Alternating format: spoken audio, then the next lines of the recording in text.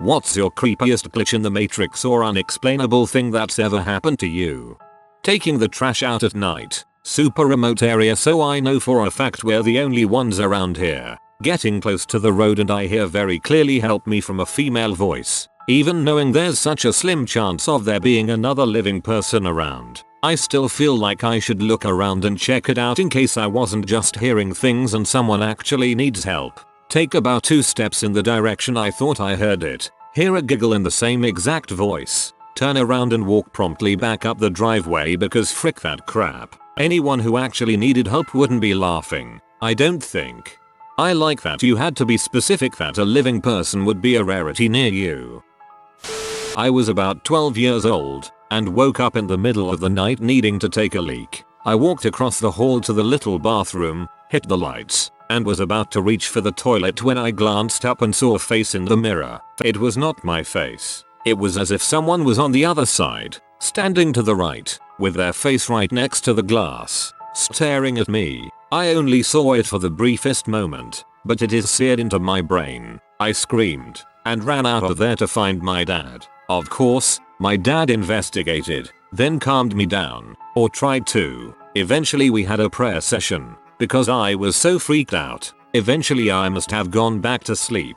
Fast forward to my 30s. I'd forgotten all about the event. One night while visiting, my dad quietly brings it up. Remember that one time you saw a face in the mirror? It suddenly came back to me in a rush of memory, sending a chill down my spine. Yay, I remember. Well, he said, I sometimes think about that night. He looked down at the floor with a serious expression. I saw it too. He went on to describe exactly what I'd seen. We have no idea what that was. Apparently when he investigated, he saw it and had a freak out of his own. Apparently the prayer session was as much for his own nerves as mine. I respect him for keeping that tidbit from me till my 30s, but I kinda wish he'd never told me. So, this might be hard to explain. I was probably 12 and lived in a big log cabin. One day while my parents were at work, I got in a fight with my brother, 18, who had some anger issues. He chased me through the house and I ran out one door, around our porch and in through another door. I was going to lock it behind me but didn't have time because he was too close behind me. So, I slammed the door behind me and kept running. When I glanced back to see if he had made it through the door yet, he was banging on the window of said door and yelling for me to unlock it. The door was locked and there was no he had locked it, because the door could only be locked from the outside with a key of course, and our parents never gave us keys. There was also no way the door could have accidentally locked when I slammed it behind me, because it needed to be fully turned to lock, and usually required some finagling at the end to make it actually lock. I stood there dumbfounded for a few seconds and then ran to a bathroom and locked myself in there. Definitely feel that saved me that day. The door only had a deadbolt, which could only be locked from the outside with a key, but from the inside you had to turn the knob. Suppose I worded that in a confusing way.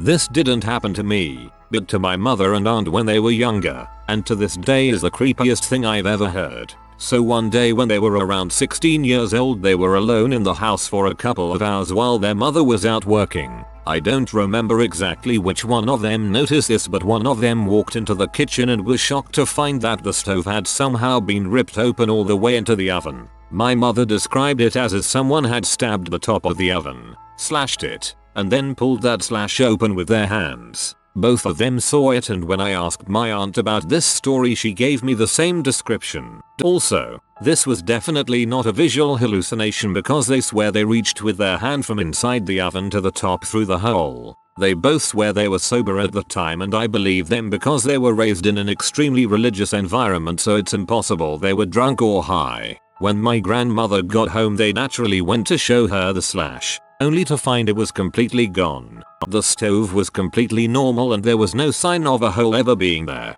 This experience is probably the only reason why I'm not completely skeptical about the supernatural. I've got other personal experiences of this sort, but they all can be explained rationally one way or another in a way that makes complete sense. But this story is way beyond me.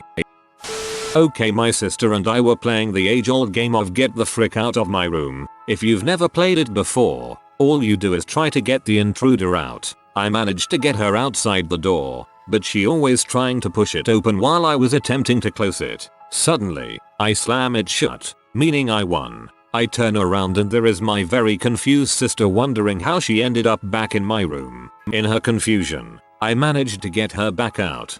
I love how getting her out was still the priority even though she just inexplicably appeared in your room. For obvious reasons I always keep a reverse Uno card in my pocket, a blue reverse Uno card which I once found on my nightstand. Anyways, I had accidentally washed it with my pants. It was destroyed. The next day after waking up, guess what I found on my nightstand? A blue Uno reverse card. You better prepare to be washed at some point. You washed the reverse card. Now the reverse card will wash you. My dad's story. We spent a lot of time growing up by a local creek fishing in my family. My brother and dad were all alone in a meadow around the end of summer and my brother looks at him and says, "Do you remember when I was big and you were little?" Keep in my mind my brother doesn't talk much at all and he would be about 4. My dad was obviously creeped out but was like, "What buddy?" And my brother said, "When I was big and you were little," and wouldn't elaborate further. My brother has no clue what he was talking about but apparently we all had a moment like that. All alone with parents asking if they remember when we were big and they were little.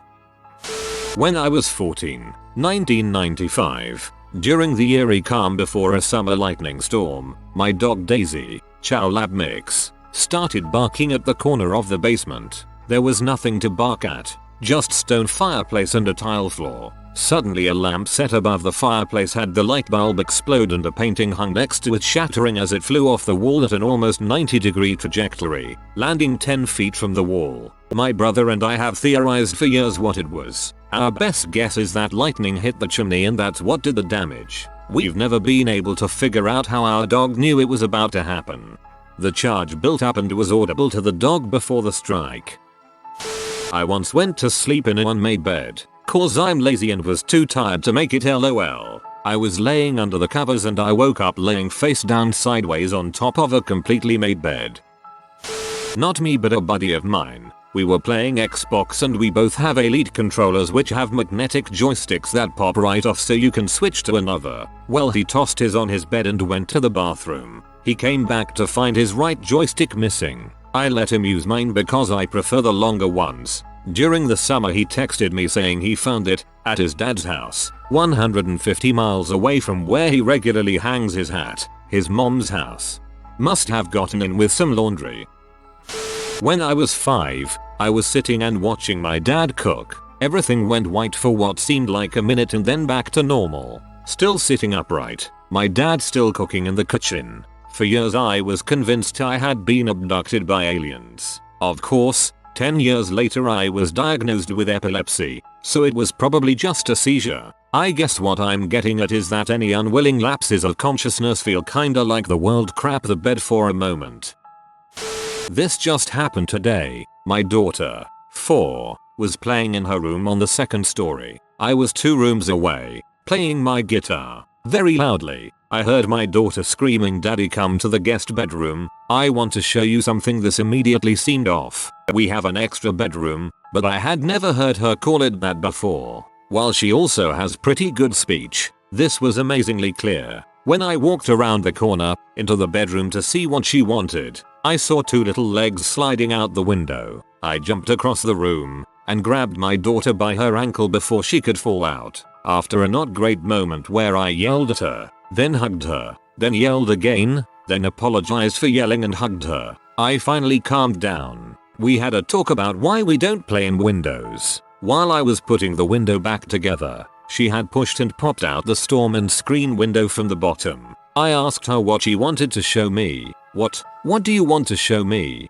You asked me to come see something. No, I didn't, Daddy. Are you sure? You told me to come to the guest bedroom. I little whiny now, and annoyed. No, I didn't, Daddy. You didn't ask me to come to the guest bedroom to see something. Number. Okay. When I was in high school, I remember reading a question on a test, thinking to myself, why do I already know the exact numeric answer? I'm not even done reading it. Thinking on it for a brief moment, I realized I had literally dreamt this exact question word for word the night before. Only time it's ever happened to me, but to my grave I will swear that it did. Got it right. BTW. My takeaway was delivered to me in 5 minutes. I rang at 9:56 PM and it was at my door at 10:01 PM. The restaurant is around 4 minutes from my house, not including time getting in out of car, and the call lasted 3 minutes. I could never justify the possibility of it. My first pair of glasses just disappeared. When I went to bed, I would always put my glasses on my nightstand and really never took them off other than at that time. One day, I put my glasses on the nightstand, woke up in the morning, and they were just gone. I asked my parents and sisters if they moved it, and they all said no. Our whole family turned the house upside down, but couldn't find it. I still don't know where they are. Or I could just be an idiot and left it somewhere, but I severely doubt that I was that stupid. I once had a dream about a woman with blue hair. A few weeks later, an identical woman with blue hair told me she had a dream about me recently. I told her the same. We were both like, WTF, that's weird. I've two that tie together. First, when I was like 6 on an Easter Sunday, I was at my grandparents' Catholic church and the priest would always have kind of a story time on the holidays with the kids. He'd have us come and sit all around the front of the church. Now I have a less popular biblical name. I think it is, at least, and had never heard it said in church before. So I'm playing with a plant on the side of the altar, with empty pews in front of me, barely listening, when a lady I hadn't seen and didn't know says, listen to Father, he's talking about the son you're named after." Afterwards, my grandmother was all excited and asked if I'd heard Father's lesson involving the son. I told her yay. The nice lady on that side of the altar told me he was talking about my name. Do we know her? Everyone in the family laughed and said those pews were empty for the entire mass. Story 2. 8 years later, I'm getting ready to go stay at the same grandma's house. I left on my bike, with headphones and my CD player turned all the way up, to get books from the library, and about a half mile from the house I hear a voice that's familiar but different tell me, you need your helmet on this journey." I listened and rode back to grab my helmet. Almost to the library, I went across a small side road and looked back. At the same time, a car started to turn into the road. I slammed my brakes and went over the bars, landing on my helmet and the car stopping a foot away from me, being underneath. Vehicle behind him was an off-duty EMT that called the squad cause he didn't see my helmet when I went over. It took 45 minutes for my dad to get there through the massive traffic jam I caused, but the officers and EMTs all agreed that had I not been wearing that helmet, I would not have survived that impact with only scrapes and a shattered wrist. I'm convinced that those voices both times were the same entity. I don't know what she is, but I'm glad as heck she was there. I've never heard it again, but I know I'd be dead or significantly changed if not for that. About 2 years ago, I was driving up a short hill in the overtaking lane. I was attempting to overtake a particularly slow car. I was going far too fast. I absolutely knew this but was somehow fine with it. But then I had a burst of adrenaline and decided to accelerate even harder to overtake the car, before the overtaking lane merged back into one lane. Sometimes I don't think I was successful. I think after I crested the hill, I was 2 abreast in the now single lane. A truck was in the opposite lane starting to come up to the hill, and I think I hit it at the right hand side, the truck driver's left side, straight on, at considerable speed. I remember looking at the truck and thinking I'm going to hit it, but feeling that that's okay. Everything is going to be fine. I think I saw the front of the truck hit and crumple the left side of my car. Saw it come right up to my face, then, for a second, nothing but black. A moment later, I was parked by a small factory type building about half a mile down the road. I remember my skin feeling prickly and tingly, and I felt the adrenaline whoosh out of my body. I cut my journey short and just went home. Now, on occasion, things just feel left of center. The world just feels a little more grey and cold, and I mean that literally and figuratively. My family and friends seem absolutely the same, and I'm very happy in my life, but some things in the world just seem off. This seems absolutely ridiculous to say, but sometimes I'll be in a place and I'll get an odd, uncomfortable feeling, and then the place seems to flash to warmth and sunlight and happiness. It then goes back to the slightly off, grayer place. I see the same physical place, but for a while it seems much more beautiful. I'll read an article or listen to the radio and I'll think that that's not how it's supposed to be. So I'll Google it, and sure enough, I was wrong. It's not all the time, and it doesn't worry me. As I said, my personal life is the same and I'm happy. It's the outside world that sometimes feels so off and so wrong. Something not dissimilar happened to a friend of mine who nearly died in a very well publicized and violent terrorist attack a few years ago but escaped. They were diagnosed with dissociation and PTSD. Almost 5 years ago, my husband passed away very suddenly. I slept on the couch for a few weeks because I couldn't bear to go into the bedroom. One day my best friend called and said she'd had a dream about him. In it, he asked her if I found the letter. She asked me what that meant and I said I didn't know. That week I decided to reclaim my bedroom and pack up some of his things. He was a mess to live with and had piles of clothes all over his side of the bed. As I bagged them up, a small folded piece of paper with my name on it caught my eye. I unfolded it and sure as crap, it was a letter from him. It was written specifically for me to read after he died and in it, he apologized for leaving me the way he did. Here's the kicker. His death wasn't suicide. He was a healthy 28-year-old man and died in a way no one could have predicted. I have many more stories of things that have happened around me since his passing and if anyone's interested I'm happy to share. I stopped to tie my shoelace in Amsterdam after I felt someone push my shoulder. The person was not here. A brick fell about a few cm away from my head from the construction above. Someone saved me. I had a paranoid schizophrenic housemate. He had the idea that a local gang with the initials VF was trying to kill him. And so, they were carving VF into walls around our house and he would see VF everywhere. This was all in his mind though. One day, we were sitting at our dinner table, and he was going on one of his rants regarding the VF gang. As I tried to calm him down and tell him that it was all in his mind, he spilled a cup of soda onto the floor accidentally. As we both looked down at the spill, a massive and perfectly shaped formation of the letters V and F could be seen on the floor. It was very hard to keep explaining to him that it was all in his mind once that happened. That was a total mind frick that I couldn't even begin to explain.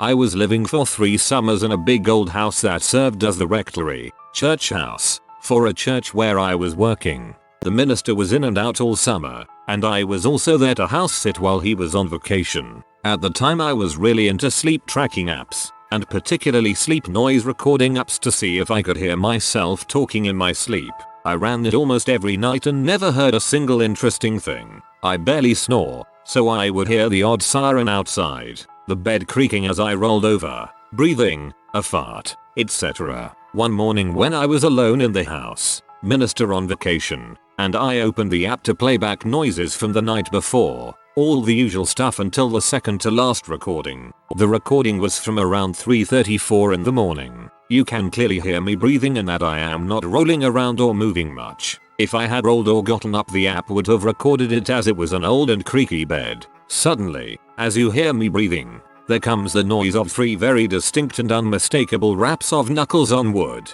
followed by a 2-second pause, and the snapping of fingers. Tap, tap, tap, snap. It was super unnerving, especially because there was no evidence that it was me doing it. It bothered me enough that I set the phone back down on the nightstand and tried to recreate the noise from anywhere that I could reach while laying on the bed, the frame, the bedside table, the nearby bookcase, but I could never get it exactly or figure out what wood was being tapped on. Whatever the case, the noise was distant enough that it could not have come from anywhere that I could have reached while lying in the bed. I have never been prone to sleepwalking, talking, or even getting up in the night to go to the bathroom, so I am quite certain it wasn't me. This is something that has stuck with me and for which I have no answer.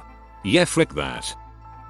When I was around 8 years old, my older brother had a huge, white stuffed tiger. It must have been at least twice the size of me. For reasons probably related to this incident, I became scared of it one day and would never want to be near it. I would make my brother hide it in the closet at night so I could sleep.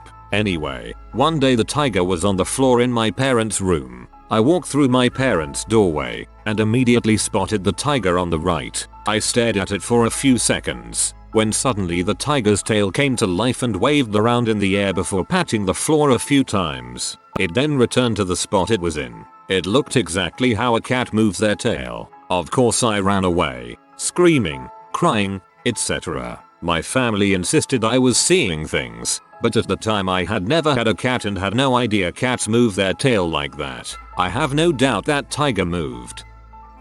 I am a heavy equipment mechanic. Went to work on a log skidder in the woods. After I pulled off the main road it was another on a sketchy butt trail to get to the machine. Rolled up to beautiful scene in the woods overlooking a valley. It was gorgeous. Normally I turn up music and get to work. No music today. Didn't want to spoil the wonderful sounds of the forest. I worked around 5 hours or so when I hear someone behind me. Scared the living crap out of me. It was older dude around 75ish I assumed. Khakis, flannel, wore out running shoes. We had a wander conversation.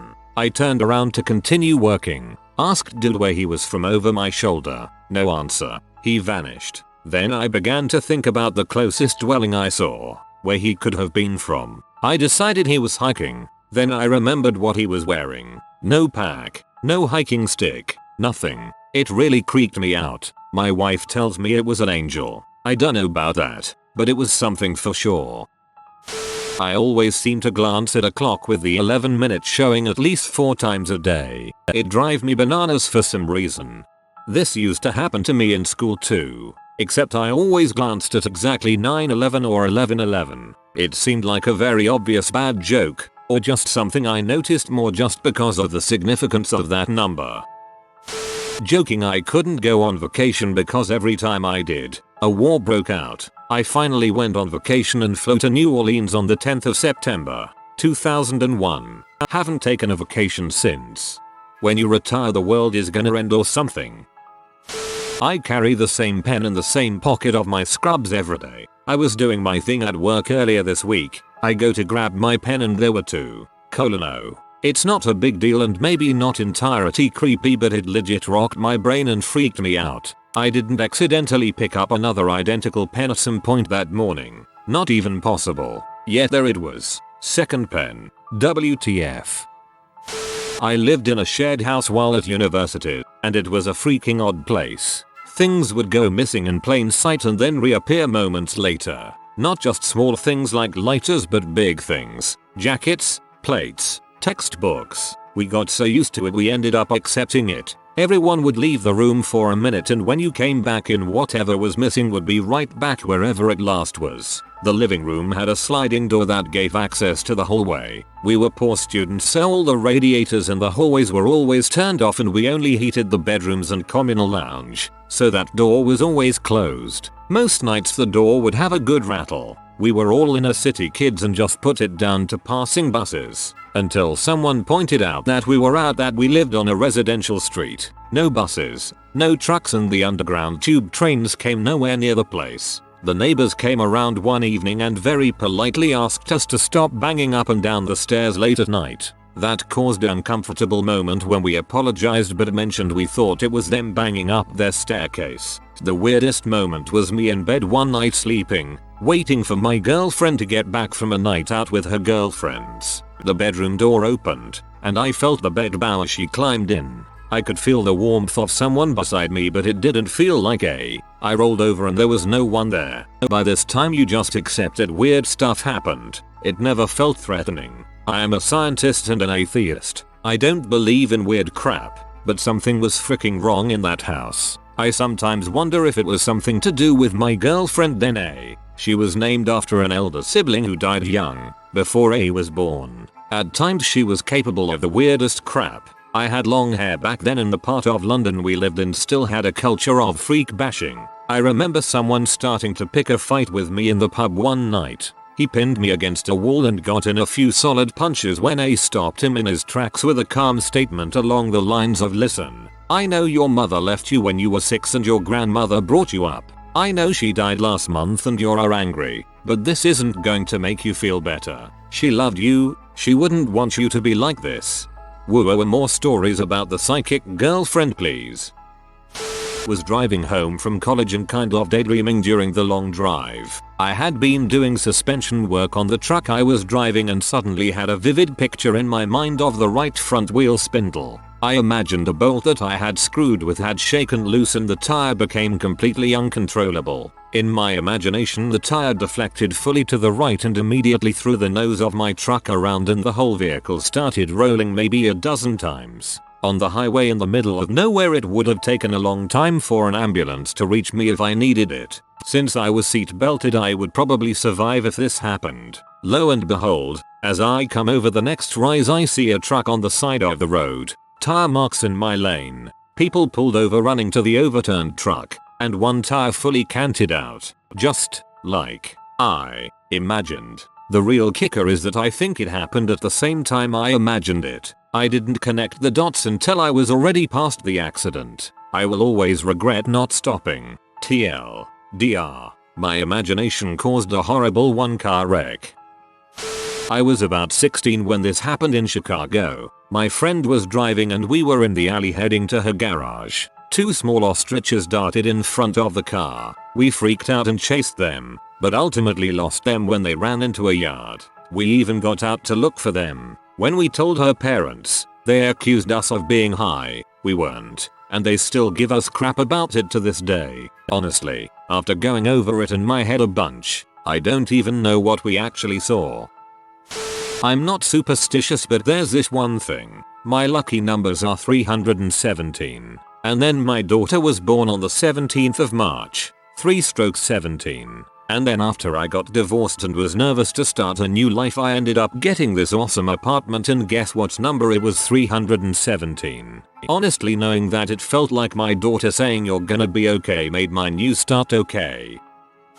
One night, me and a buddy got stuck at a house party with no ride home, so we had to walk 15 miles home. As we walked, we lamented the fact that we didn't have any cigarettes and all of the stores we passed by were closed. After a while, we found a pack of Marlboro Lights on the curb with 17 cigarettes left, and a few miles later we found another pack of Marlboro Lights on the curb with 17 cigarettes left. What are the odds of finding 2 packs of the same brand, with the same number of cigarettes, while walking down the street on a completely unplanned route?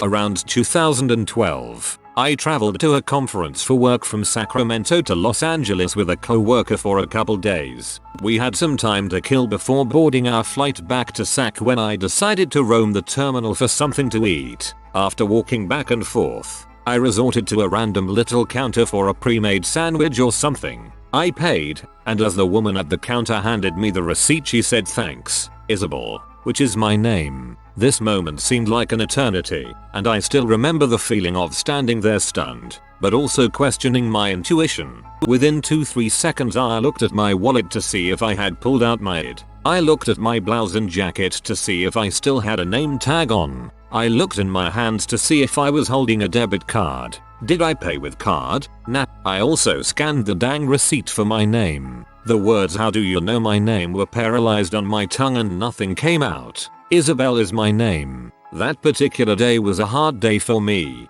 as it was in memoriam to my father's sudden passing in 2005. I grabbed my sandwich and sat down next to my co-worker and was like, "So something weird just happened." I explained it to her, as well as the importance of this day because of my father, and she had no doubt, a quirky lady, and said, "Oh, I love that stuff. I believe it." I still try to cast doubt on myself to this day that something must have informed this stranger of my name. It just doesn't add up, right? Ultimately, though, what I trust is the sensational feeling of standing frozen stiff because of something unfolding before me, no matter how little sense it makes. I think we've all had that feeling and have confidence in it more than we want to.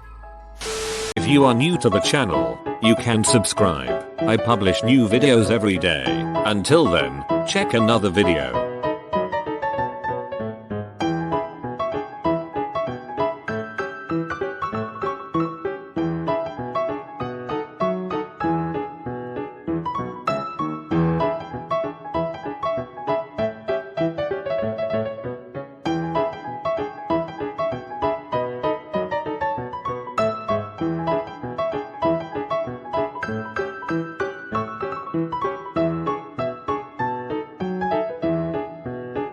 Bye for now.